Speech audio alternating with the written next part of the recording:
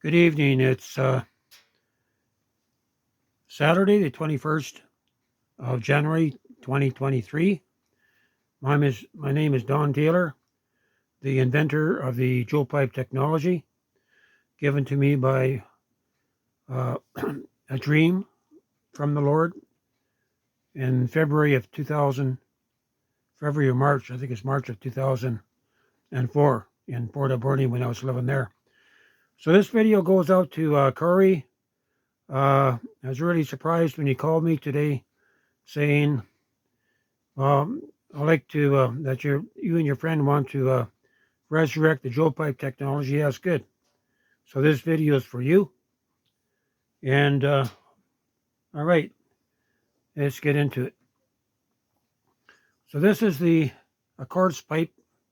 I have to chop off the end. I just sent away for the diamond disc for a Dremel. You can see it goes all the way through. So I've taken a 2-inch nipple and cast this pipe into the 2-inch nipple using refractory cement. I find out that this is, if you're doing a lot of testing, you can try and use different types of pipes, right? And let's see here.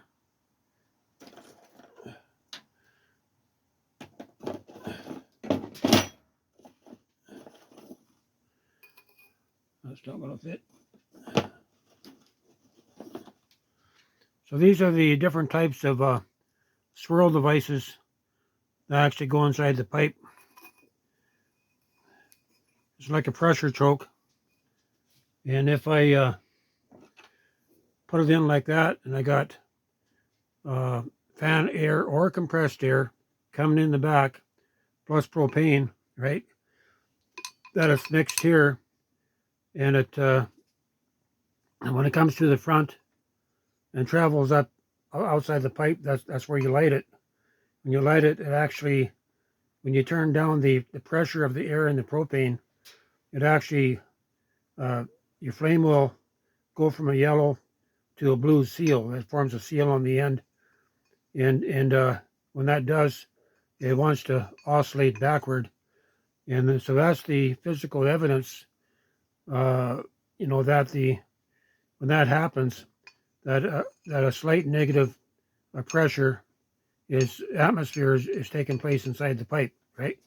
So the flame wants to burn back. So when it does that, the flame actually exhibits a vacuum, and on the hundreds of hours, thousands of hours of testing it done, that in some of the flames you can actually see the vacuum in the center of the flame. It's just a void, right? You get like an eye, a vacuum eye.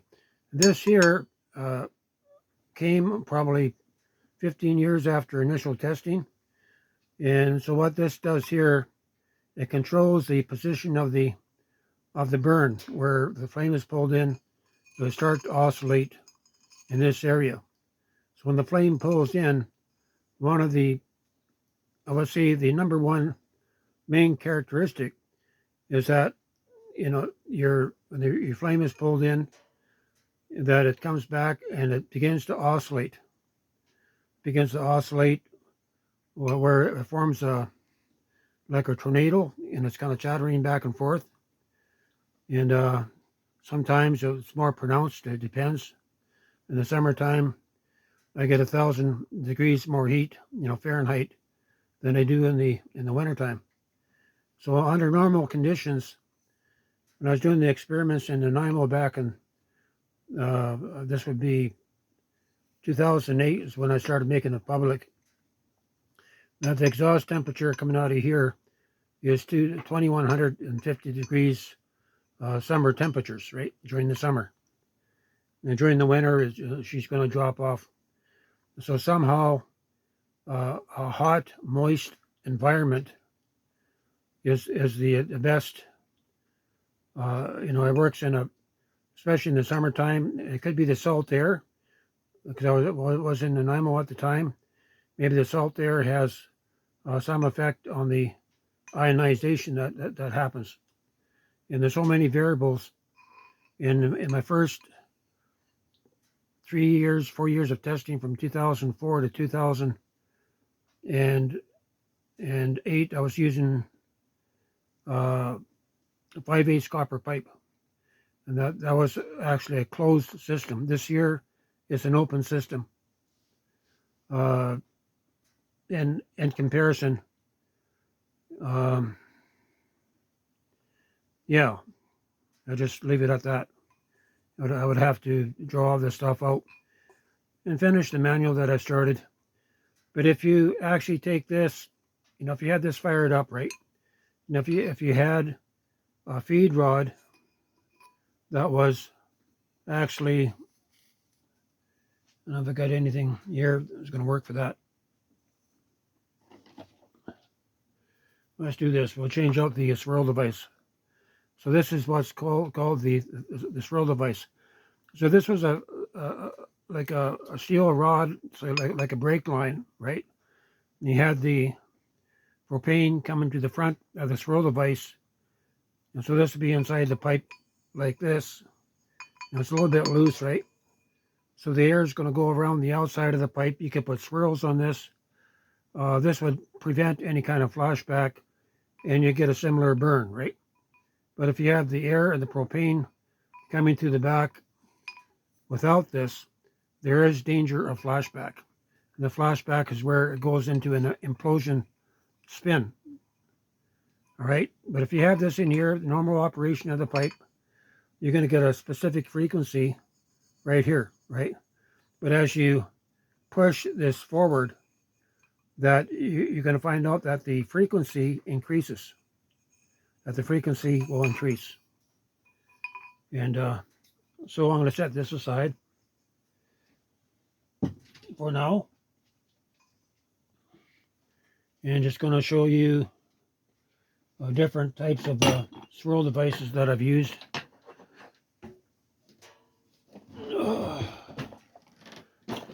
I got a whole case here of stuff. So I think I came across the swirl device around 2015 at the time.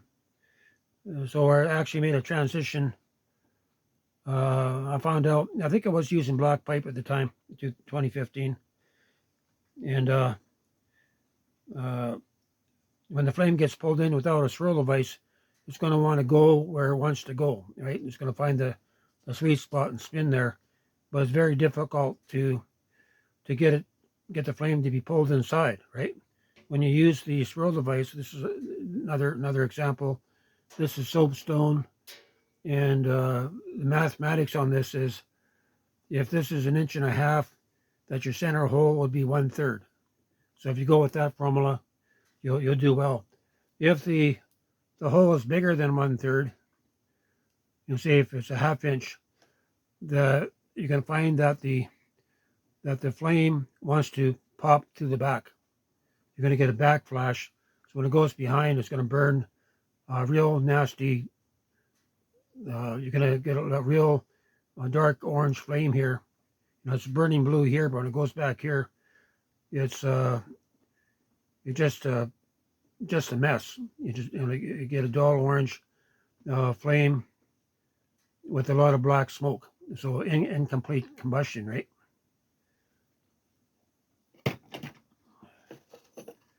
So I got different swirl devices here, just single hole, no swirl or grooves on it.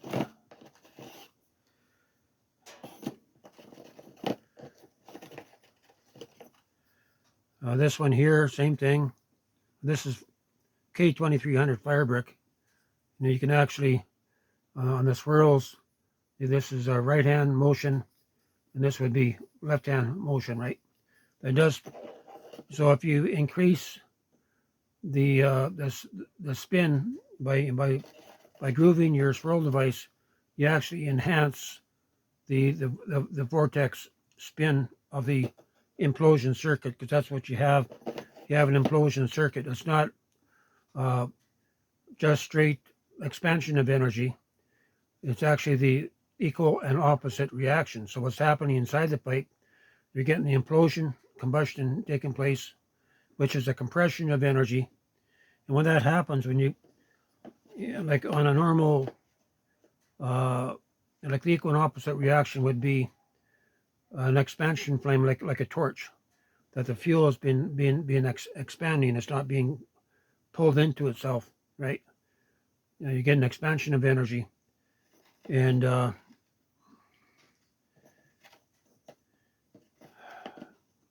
so when that happens, you actually get a laminar flow, like your flame coming out. It's just a straight flame. It's a laminar flow. But when you pull the flame inside the pipe, it goes from a laminar flow into a vortex spin, right? And many variables can affect it. And you never know when you're going to get a reaction. Another swirl device, a straight line. I've used stuff like this. This works good too. The ceramic piece. This is another one that I chopped up. You can see it's got a 1/8 of an inch hole on the inside and a bunch of holes, smaller holes around. That worked pretty good. Another one like this with the straight line grooves on the outside. This is a little bigger pipe. So when you get something like this, where the center hole is smaller than 1/3 diameter, that it's going to slow you're not going to get as great of a vacuum response. In other words, the vortex of the flame is not going to, it's going to lower the vortex motion of the flame, right? So the bigger the hole, the more that the flame is beefed up. But if you make the hole too big, then the flame is going to want to jump inside the hole. And this is another one here that I wrapped with silver foil instead of using wire.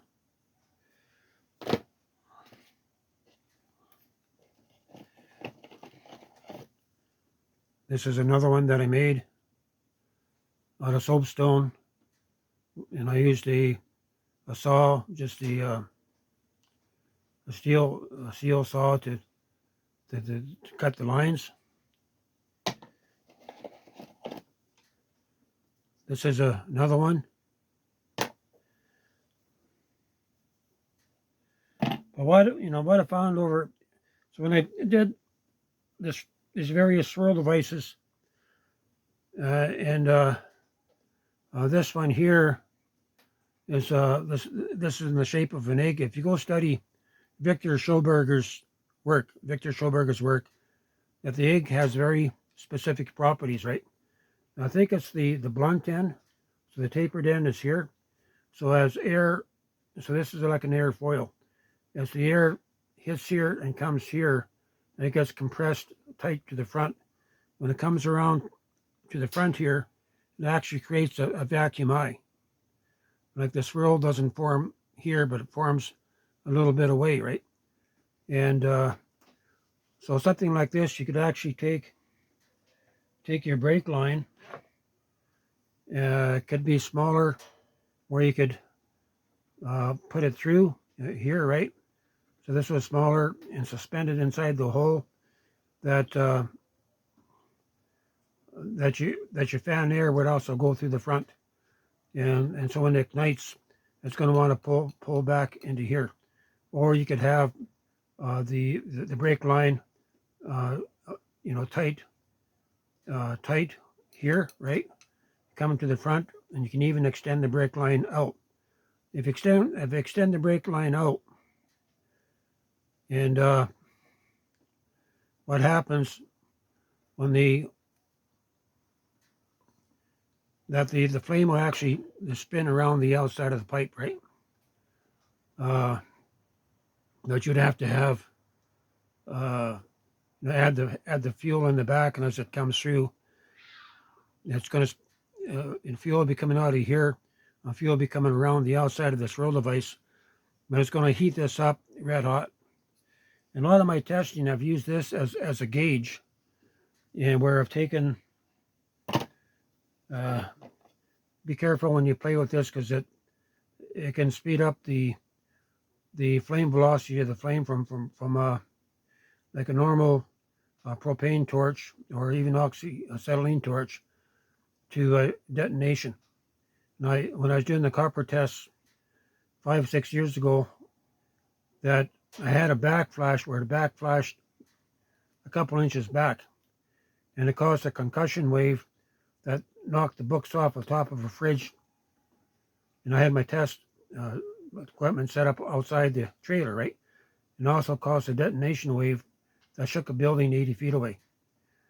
So the shape of the egg is something that you can explore. Check out Victor Schoberger's work.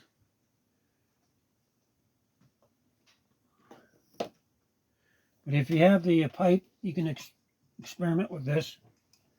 You got the flame going, and you need a shorter pipe, right? You can take this, and if you got your swirl device in here, and as you put this in, it's not going to take very long that this blunt end here will be sharpened like a pencil point, and so your vortex is like this, but it's like a tornado, right? So when you put this in here, it actually eat away this carbon rod. There's lots of things to look for. And another thing, if you had I don't have none of that around. And if you had this fired up, there's about 1 inch ID in this. And if you took a smaller sample, a smaller swirl device, I just don't have any samples here. Okay, we're just going to have to visualize this. So if you take a smaller swirl device, that's say a 1/2 inch, or let's make it 1/8 of an inch, or 3/8 of an inch in diameter. And it doesn't matter about well, yeah, you can change the properties. But say if it's a 3/8 diameter and 1/2 inch long. And in the center, you got a hole that is 1/16 of an inch. So you put that inside here. You have to remember the flame you got a blue vortex here that's spinning. So when you put this in and you come to a certain point, you're going to find that blue flame here is going to jump into this hole. I've seen it happen many times. And as it does, your flame changes from a blue to either a brilliant blue or even to white. So what's happening is your fire is being compressed. You have to remember that this is not a standard combustion pipe. It's that the flame here has ionization properties. That part of the flame is electric, so you have a thermoelectric flame. You have an implosion circuit, and the different things that can happen that could trip it to go into a quantum state reaction. That's going to scare the shit out of you, because it happens when you're not expected. So I've got to understand over a decade of time of how this works. And so if you're using copper, you can use copper, steel. I've used titanium. I've used Inconel. I've used ceramic. I've used glass. And so what's going to happen if this is copper, and if your swirl device is here, let's put that back in here again. That this is where your flame is going to be happening. That this will go to the yellow point. We'd have a short band of yellow, of almost white, then yellow, then orange. You get a lot of orange. That the whole pipe will heat up to about 1100 degrees. So what's happening? That there's a standing wave pattern that's happening inside the pipe, like a standing wave pattern. So your basic math on this, if your inside of your pipe is 1 inch diameter, you multiply that by 16, and that pretty well gives you the standing wave, pattern. So what would happen if you had a pipe that was 2 feet long, 24 inches long, at the 16-inch mark, it's going to create another hotspot, because that's where the standing wave would rise up here. And also, as far as sound, I haven't had the equipment to measure that the sound is a full spectrum of the audible range, and also infrasound and ultrasound. But I didn't have the equipment to measure that. So there is frequencies that are being generated in the earthquake range, and there's frequencies that's happening way above what the human ear can register, right? And so I'm just giving you some pointers, some characteristics of what to expect. And all right, that's the general operation. So now this here, I just used a black pipe, cast this in, and that goes into a T, right? And then you might have another 2-inch piece over here, or could be reduced down to 1.5 inches. And this is where you bring in your fuel supply from the back, and the T that you put the air in through the T. You have to be able to control the volume of the air, and also the volume of the propane. Propane is the easiest to use. You can get anomalies with it. And in the first 3 years of testing, where I made my own fuel by bubbling air through a mixture of diesel and water, and gasoline and water, alcohol, and just water, I've seen many different ionization states where the ionization would be tripped up, where it actually go into a full plasma anomaly.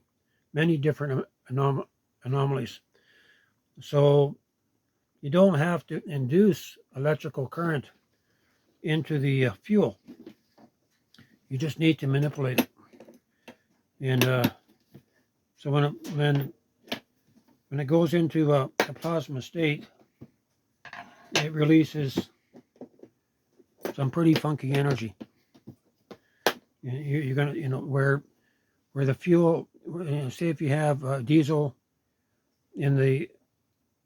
if you took diesel and you volatilized it, then you introduce that in as a replacement for the propane, you could get some pretty funky reactions, because diesel has a longer carbon chain, right?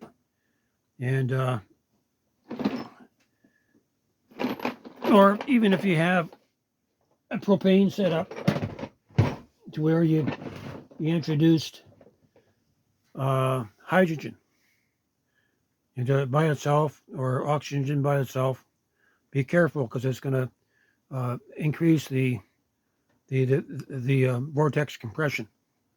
You're talking about the fire going around like this, coming to a point, and as it goes around, that it's increasing, that the flame velocity is going from, say, 3.5 feet per second to maybe 10,000 feet per second. So when that does, you're getting a vacuum you're creating electrical friction, right? Now as it spins faster, and increases the vacuum I. So the vacuum is causing the implosion process.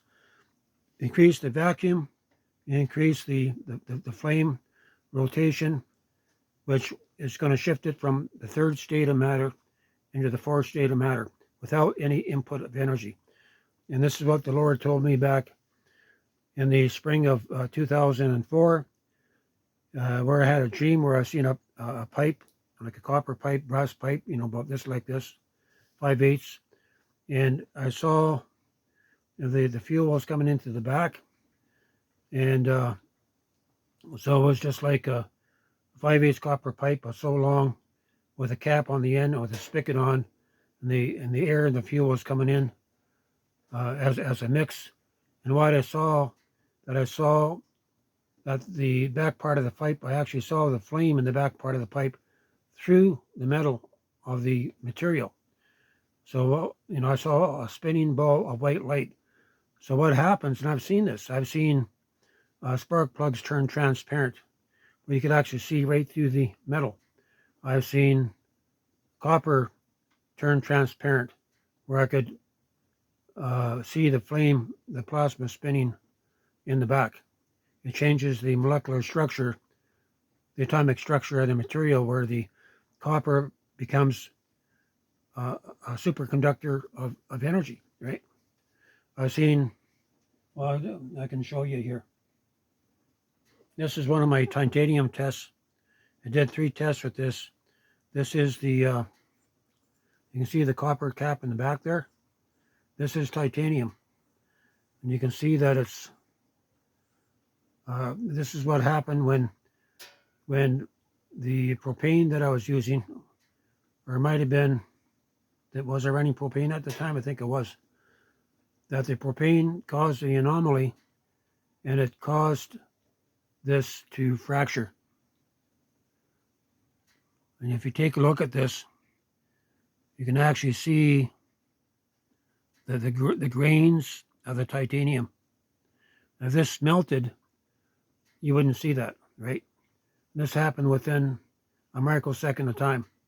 I had a normal operation happening, and all of a sudden, it backflashed, and it produced a plasma anomaly. And on this one, what I saw, and I've seen this several times, it produced a thin band of lightning that went around. You just maybe a half a second of time where it traveled around and it sheared off the pipe. Right? I've seen this happen also with Inconel. The hotter the material, makes a difference, because you're remembering that you're playing with frequency, you're playing with sound. And quartz is fairly hard. I don't think I've seen an anomaly with quartz yet. But if okay, so that's part. I don't want to get you guys confused. So now, if you got your JOEPIPE set up, and you got your, you made your swirl device that fits on the inside, right? Now, and so you got your JOEPIPE. It's put into a T. Your air is coming into the handle. You got it set into a base. And you got your propane coming through the backside, right?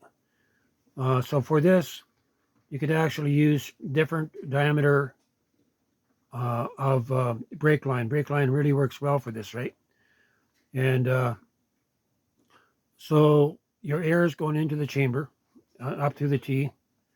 And what you want to do, if you're just making a standard JOEPIPE, that you could actually take a nipple and you could cast this in place. You're breaking out a brake line in place, so this comes to the back side or front side of the swirl device. Don't matter, because it's adjustable, right?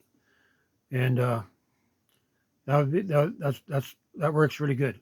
So the air comes up and it comes this way. You can even make a foil, an airfoil here. That would be right hand spin, because that's the way the flame wants to rotate the same way as water goes down through a sink, right? And so the air comes up, and you can make yourself a nice tight swirl, so that you're actually getting an air funnel spinning around, right? So there's so many different experiments that you can do with all this. There's at least 3 different variables that can enhance the implosion process to get that vortex compression, to get that tornado to kick it into high gear. And when it kicks into high gear, by manipulating the air, maybe adding hydrogen to it or oxygen to it, sound can affect it. I've seen where sound can cause an anomaly. That's what it is. It's sound. Heat burning inside of a pipe produces sound. and you can use sound to trip it into a hyperstate. And hyperstate, that's what I want to call it, hyperstate. And when that happens, you start getting your funky reactions. So that's where your fuel, when the flame goes from the normal state of matter and goes into the hyperstate. So the hyperstate would be the in-between state between the third state of matter and the fourth state of matter. There's a transitioning, right? So the fuel is transitioning out of the third state of matter into the fourth state of matter to where it's going to produce a full, where it actually becomes real plasma, where you're taking fuel vapor, water, air, or a mixture or whatever. So when it makes the transition, that hydrocarbon fuel no longer is producing any kind of emissions, that all the emissions gets converted into energy, gets converted into plasma. And in a plasma burn, there is no emissions, because a plasma burn is basically atomic hydrogen, right? And so there is no emissions. So, but it will give off water, it will give off heat, and it's pretty incredible. So if you can actually get, and that's what I've been looking for, and this is what I'm going to be doing in the next month, 4 or 5 weeks. Set up shop here to be able to test what I'm sharing with you now, right? Because it's to me, I know it works. To you, it's just a theory. But Corey, set up your normal, and get some black pipe. That's the easiest way to go. And build, there's lots of videos there. Just type in JOEPIPE, and you'll be able to see it, right? And so when you need to pick up some refractory cement, you could probably use. I don't know if you can use normal cement for refractory cement, but there should be some place on the island where you can get refractory cement, maybe at a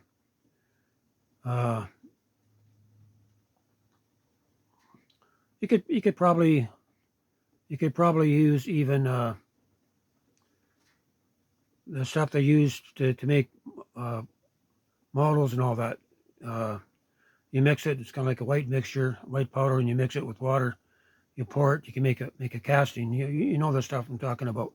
You can probably do that for a casting. That would work. That would work, right? So you take your 2-inch nipple, you reduce that down to you probably reduce it down to 1.5 inch nipple. Then so when you make your casting, you take your nipple, put it onto a plywood surface. You might want to router it in so it's going to hold, and you put a hole through the center, and when you drop this in, that this is going to be positioned in the center, and then you want to center the top, and you pour in your casting, right? What's that white stuff called? People plaster repairs. So you can actually make your feed that way. So that would be a standard feed, and I'd use about that diameter, right? And you make it so you can actually take your propane feed. You can slide a hose over top of this. That's gonna work. It's not gonna backflash because you just got propane coming out of here mixed in with your air, right? And use your imagination. So the next upgrade to this, to test for implosion spin, to try to trip your hyperstate. I think that's the word I used. I like it when it came out of my mouth anyway. Is to in this year to get a smaller brake line and to introduce that smaller brake line inside this 3/8 pipe. Could be half-inch pipe. It doesn't really matter. You want to keep a fairly tight concentric gap.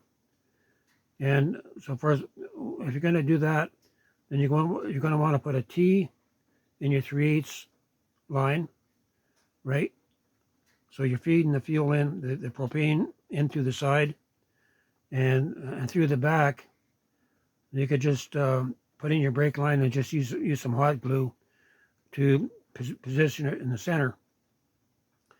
So when it comes out to the front, you have to remember that this is going to be affected by heat, so you don't want to use plastic. So you might have to, you have a pipe within a pipe, and you can probably make a coil to put it in there, in between the concentric gap that's going to position it. Or you could take, does that work? You just use your imagination.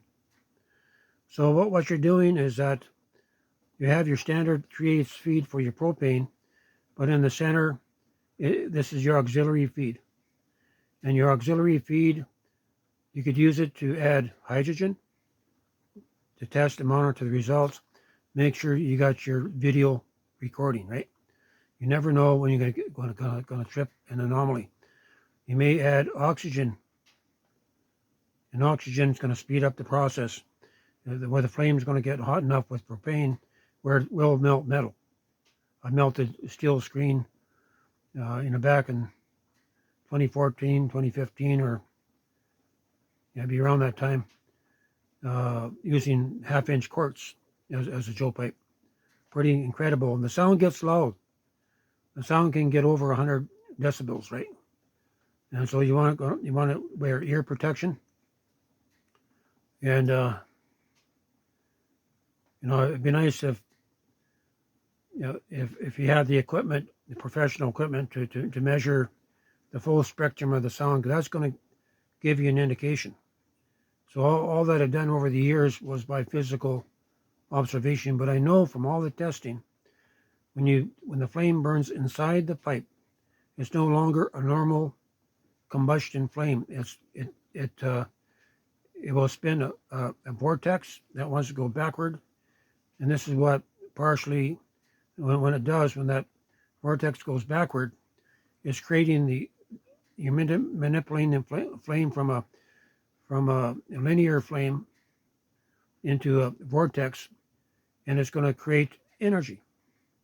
It's going to create an excess of electrons that's going to, because of electrical friction, that's going to be induced into the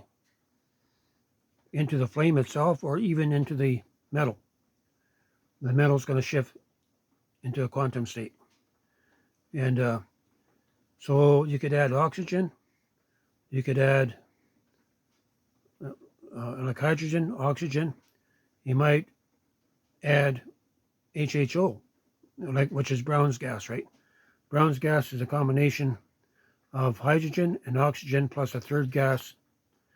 And you can check out George Wiseman for more information on this. You can go to eagleresearch.com. Eagle, I think there's a dot or a dash, eagle-research.com. He's the inventor of the Brown's gas. He actually got it off another person, but he's using Brown's gas to create a cutting fuel back around 2009. And right now I have this AquaCure machine here, and which is, you can use to breathe it in. It will produce about 5%. It's like hydrogen peroxide. You get 3%, you get 5%, you can get 19%. So this AquaCure, if you set it for 100% duty cycle, will produce 5% hydrogen and oxygen, and this is what I want to use for a test and something like this. Put onto add that to the center tube. So you got your oxygen. You got your in this test, I'm going to use propane as the main supply fuel, and the air is coming around, right? And when you got to set it up, you could even do something funky, like an open end test. But you're gonna have to where you can have a break where the fuel and the air is actually being injected in, but you have a break, right? That'd be interesting to see, because you're dealing with pressures, changes in pressure. And so I'm just theorizing here. If I use Brown's gas as the supplement fuel along with the propane, so when I'm actually have the standard implosion circuit operational, the JOEPIPE is turned on, it's great in the normal operation. When I add the Brown's gas to it, it should trip it into a hyperstate, where the gravity well or vortex compression is going to be tripped up. I've seen some pretty funky things over the years, and that's what I can say. When the energy, when the fire spins backward, it's being compressed and transformed into full plasma from the third state to the fourth state of matter. And you could use GEAT gas. GEAT gas is another implosion fuel. And so in a normal, if you took a normal propane torch like this, right? And if you had it, if you set it like this with a gap in there to allow because I got the air blocked off here, but the air gets drawn into here and mixes with the propane, right? And if you force that, just gap it to where it goes into here, when you light the end here, if you're using a quartz tube, I got a 1/2-inch quartz tube that I could use. When it gets pulled back in, that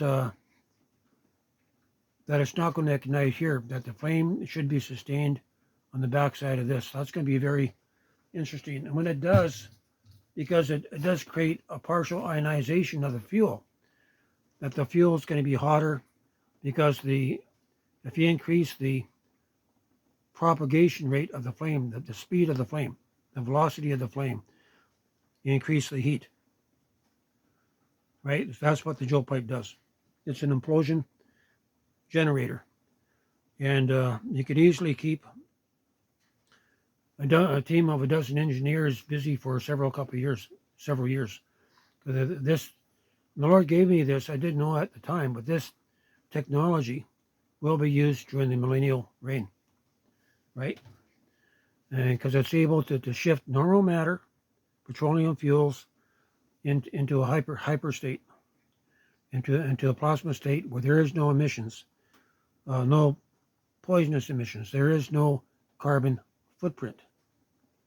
And they want the powers to be want to use the carbon footprint as a means of control. When I was living in, I'm going to wrap this up in about 5 minutes here.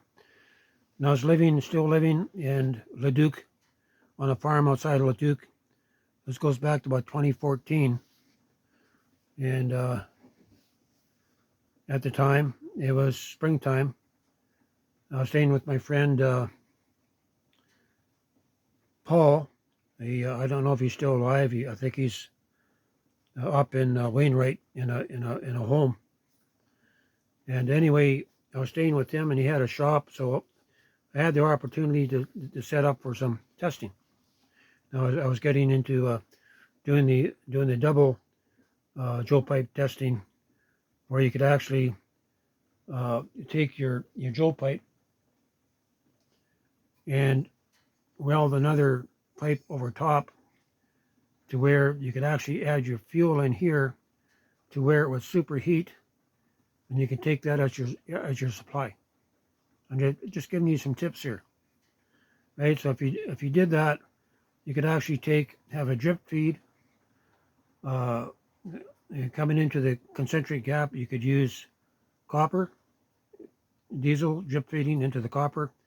You could have a combination of copper, of water and diesel drip feeding into the feed, into the copper tube. And as it goes through, that's going to be volatilized. Then you can use that as a secondary supplementary feed. because of different fuels, different reactions, different speeds. And so the key to shifting fuel into, from the normal state of matter into the hyperstate, I'm going to use that term, the hyperstate, is to be able to influence or increase the velocity, the flame velocity of the implosion process. That's the key. That is the number one key. All right. Anyway, getting back to this friend that I met. I don't know if I met him at Tim Hortons or I might have been at I used to kind of hang around this warehouse. This one guy he had a welding shop and all that, and I made friends with him. And anyway, I think this is where I met a brother by the name of Don Stein. DONSTEIN. Remember that name. And he got a hold of me. I think we exchanged numbers. He called me up and says, Joshua, could you set up a demonstration for me to come and see? So he did. I set up a demonstration. 6 months later, he had a patent. He had a patent registered in Victoria on the JOEPIPE technology. His theory is probably 2/3 accurate, but he doesn't have the full picture yet. And anyway, since that time, I think of at least 2 years ago, he had over 58 international energy patents registered around the world. Canada, America, China, Russia, Asia, right? And he developed one aspect of the JOEPIPE technology where he's able to introduce CO2 into a much larger reactor. His reactor pipe is like 6 inches or 4 inches. I think 6 inches because he showed me the piece that was still in Edmonton. So a 6 by 12 inch pipe, a 12-foot pipe. And so you could get it going and introduce CO2 in it plus 15% seawater, right? And he was able to shift it, to combine, and as it goes, this is used as a supplement to go through the heart of the JOEPIPE, actually gets transformed into fuel, right? They add stuff to the pump. I forget the name of it. And from that, he's able to make diesel. So he came up with a way to be able to produce 3,500 liters of diesel per day. It's pretty incredible, isn't it? But he didn't go the way that the Lord showed me to go. A week after the Lord gave me the dream vision of the JOEPIPE technology, 7 days after, I had another dream vision where Jesus came to me and he stood on my left side, on my left side. I didn't see him, but he spoke to me in an audible voice. And he said this. He said that the JOEPIPE technology will take 3 steps. It's made up of 3 steps. And he said that the perfection of the fuel, not the process, that the perfection of the fuel would lead to the discovery of unlimited heat. I know that it's going to be plasma between the 10, 15, and 20,000 degree mark, right? And he said that it would become the #1 discovery of the 21st century. And I can see that happening because you're taking something that the powers to be say, wow, it's really bad to burn petroleum fuel. Well, if you had a way to shift it into a hyper state, now it becomes the #1 choice, right? And the Lord told me in an audible voice, he said that the perfection of the fuel would lead to the discovery of unlimited heat. And he said this could be shared. He made it very certain that this is the technology that will be used to as the main utility for the places of refuge. Heat, power, the whole 9 yards. Converting waste into fuel, the whole 9 yards. And then he went on to say that the discovery of unlimited heat will lead to the discovery of unlimited energy. Basically, the same energy, but in a 50,000 degrees, maybe 100,000 degrees plasma. And he said that this could never be shared with the world because they would weaponize it. That's what he said. They would use it to create a weapon of mass destruction that would be many times more potent than even a nuclear bomb, or even a, they even got dark matter bombs, right? And you know what I'm talking about. So the information that I'm releasing today, I'm sure thankful and encouraged there, Benjamin Corey, that you called me up today. So because of that, I'm doing this response for you. And it'd be kind of neat to see you guys get together and actually qualify or quantify where you actually have a physical proof, video footage of fuel, petroleum fuel being shifted into the hyperstate to create plasma. The Lord told me where it's going. He didn't say that I would be the discovery of it. I already know how it works. I have over almost 4 years, since 2004 to 2008, that never released anything on YouTube at that time.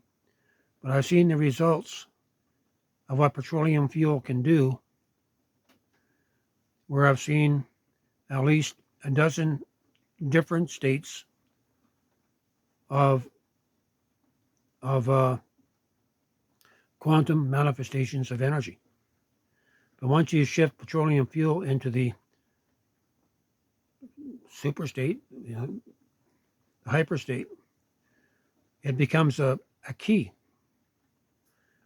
an energy key. That's a key. That's producing a frequency. And the faster that you spin it, it may even have. Well, I know that it's going to have the potential to unlock matter. Have the potential to oscillate at the same speed of a hydrogen atom or a carbon atom. And when that happens, that you're influencing the atomic state of the matter itself. And as you do that, it sets it into an imbalanced state where the nucleus is going to compensate and pump out quantum energy. So that the electron valence may go from here, it might jump to here. Right?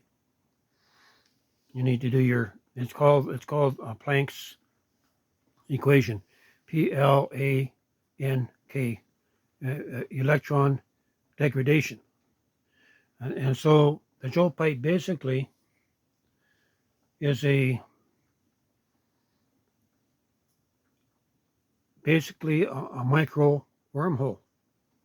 A micro wormhole where it pulls energy into itself, where it changes, it transforms it from a lower state into a higher state. You're tapping into a higher state energy. And when you do that, that energy flows into the third state of matter. That's why a little bit of fuel, petroleum fuel, can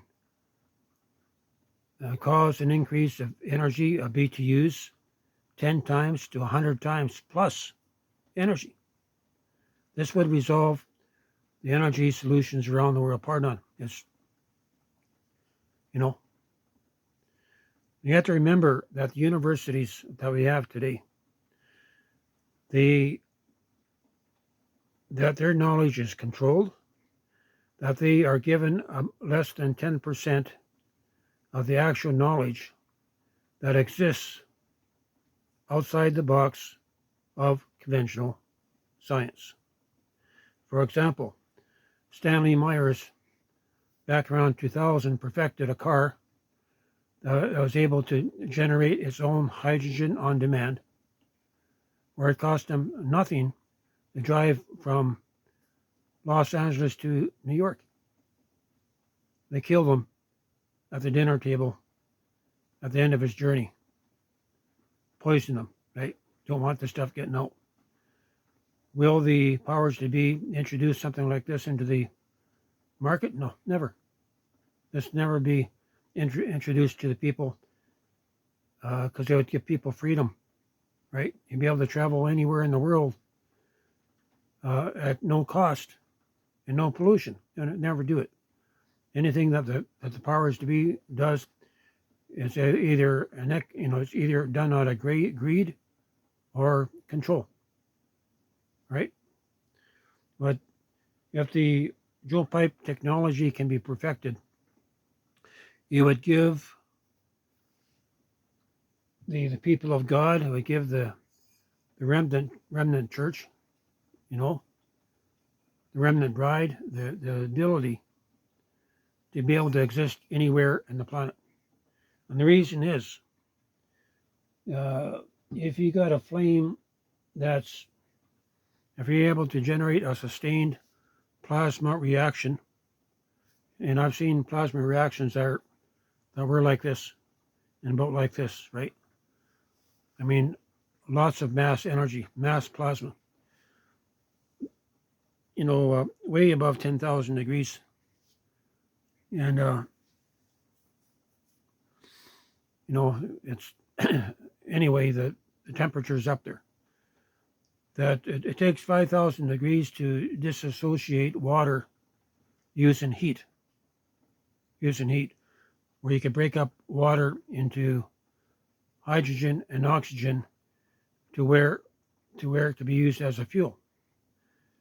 And if you can generate a plasma anomaly, plasma flame that's 10,000, 12,000, 15,000 degrees Fahrenheit, right?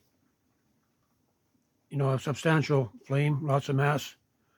You could easily take a 45-gallon drum or even a 5-gallon drum. You make that into a crucible. You could have a supply of waste coming in. It could be septic waste. You might have to separate out some of the water to where you just have a sludge.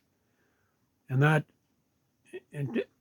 plasma, so what you have now, that you could use that plasma flame for plasma gasification of waste, or it could be, whether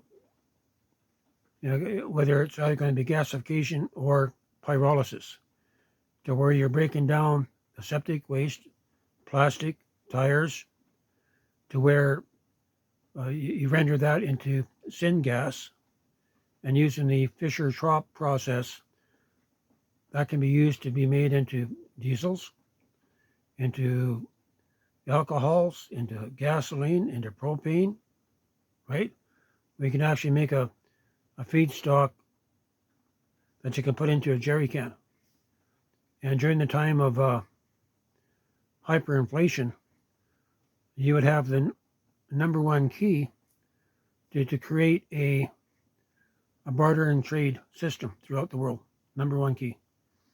You have the ability to take septic waste and convert it into fuel.